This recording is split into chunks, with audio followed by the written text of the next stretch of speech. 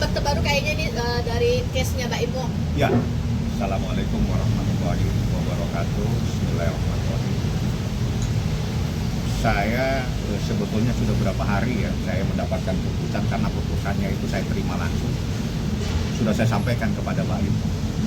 Saya menunggu, semoga ini bisa selesai, artinya tidak ada lagi.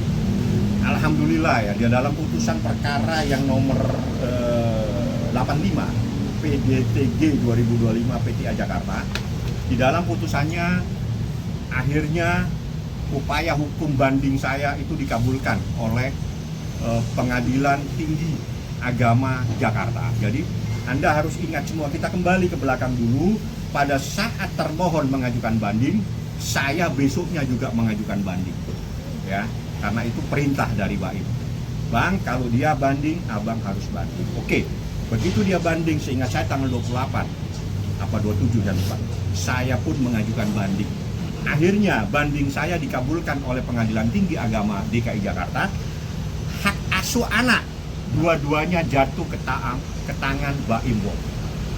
Dulunya pada saat putusan tingkat pertama di Pengadilan Agama Jakarta Selatan, anak itu dikasih hak 2 minggu kepada Baim Wong, 2 minggu kepada termohon.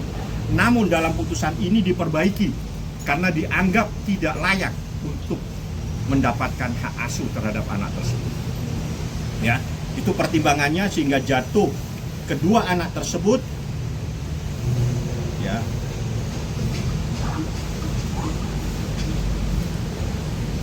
menetapkan anak pemohon dan termohon yang bernama dan seterusnya berada di bawah pemeliharaan hadana pemohon sebagai ayah kandungnya sampai kedua anak mumayyiz berumur 12 tahun dengan ketentuan termohon selaku ibu kandungnya diberikan akses untuk bertemu.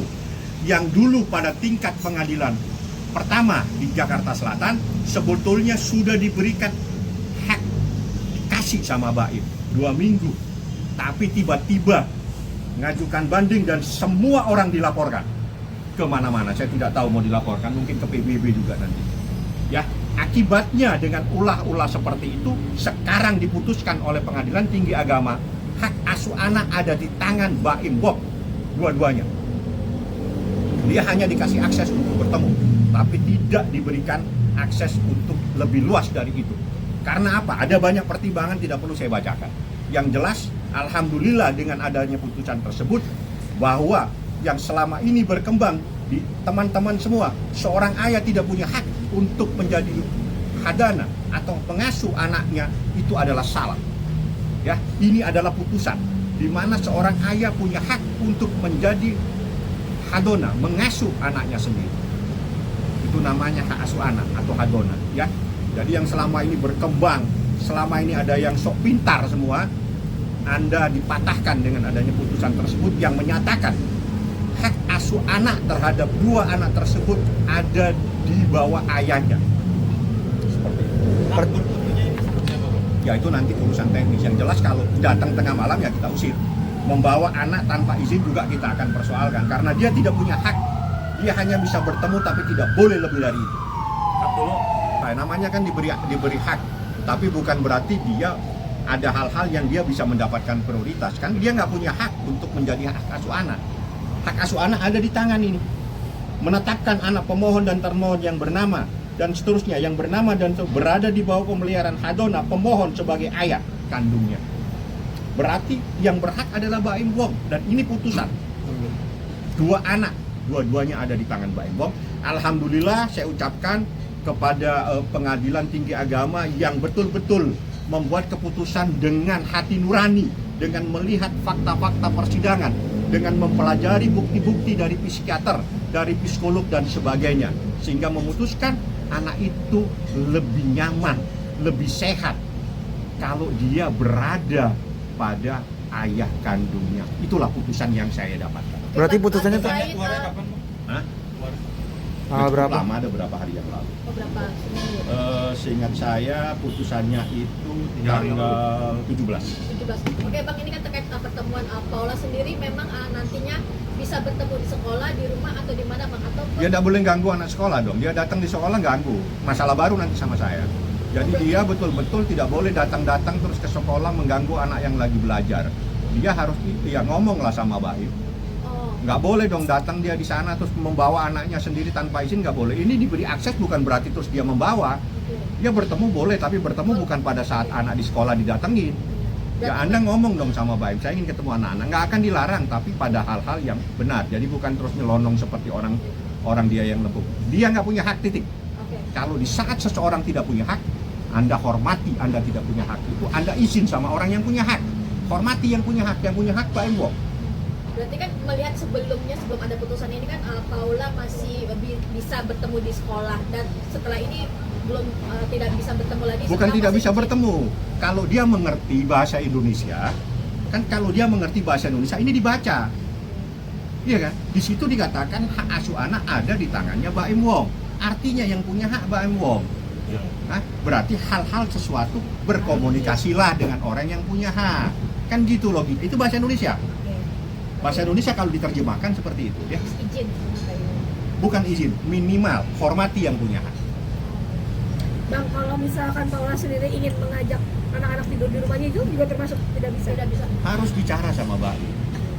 Ini yang punya hak Baim, ini putusan pengadilan, hormati. Sebetulnya ini tidak akan menjadi masalah begini kalau kemarin dia tidak bikin ulah dengan semua orang dilaporkan kemana-mana, mungkin ke PBB lagi kemana lah segala macam. Sudah di kemarin itu 2 minggu kepada Baim Wong, 2 minggu kepada dia, itu Baim Wong yang memberikan jalan keluar. Terus tiba-tiba semua dilaporkan, dibanding segala macam, ya saya banding juga lah. Dan alhamdulillah dikabulkan. Logika saya sudah benar. Bang, Sehingga putusan pengadilan itu membenarkan, menyatakan memang dia tidak pantas. Bang, boleh nggak sih dibocoran apa yang mengakibatkan Paula Anak itu lebih dekat. Yang kedua, dia tidak layak. tidak layak? Ya, ada. Atau Bang, boleh nggak sah? Nggak ada bahasanya seperti itu lagi. Sebentar saya lihat ya. Pointernya kali Bang ada alasan tidak layak.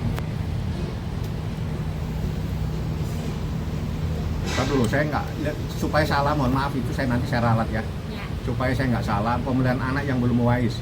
Secara social justice di sini nyaman. Ya jadi kedua anak lebih dekat dengan ayahnya dan selama ini jadi gini.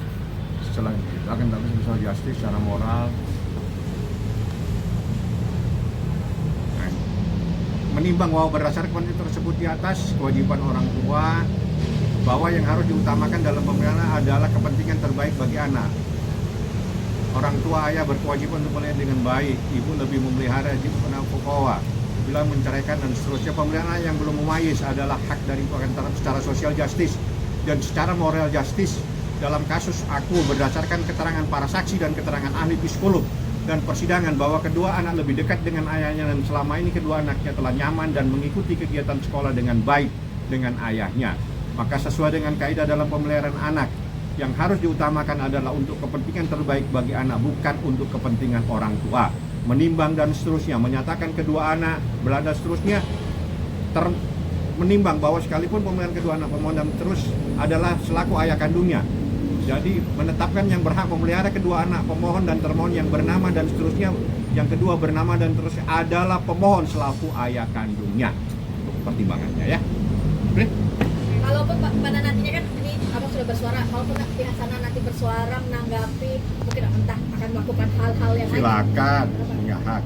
Atau mungkin mau lapor mana lagi, ke UNESCO atau kemana kali, silakan aja. Yang jelas di dalam situasi-situasi yang begini harusnya lebih jernih. Di saat ada sesuatu diberikan keuntungan dari seorang suami dengan cara udah yang penting udah kita nggak mau rame-rame. Tapi begitu dia ngelawan terus, akhirnya begitu hukum yang berbicara ya seperti ini akibatnya. Kemarin itu adalah moral yang berbicara, dibagi 2 minggu ya. Itu yang saya sampaikan, perkembangan terkini. Ada beberapa pasal yang lain, silakan tanya kepada mereka. Dan itu nggak penting buat Baim, karena yang penting buat Baim adalah kedua anak tersebut. Tapi untuk komunikasi Paula dan Baim sejauh ini, Saya tidak terbiasa menanyakan yang pribadi. Sejak saya menjadi advokat, yang saya tanyakan adalah perkara. Saya nggak pernah tahu dia ada di mana dan mau ngapain, saya nggak tahu. Ya. Oke, ada lagi? nah, Oke, sip, kalau baik udah.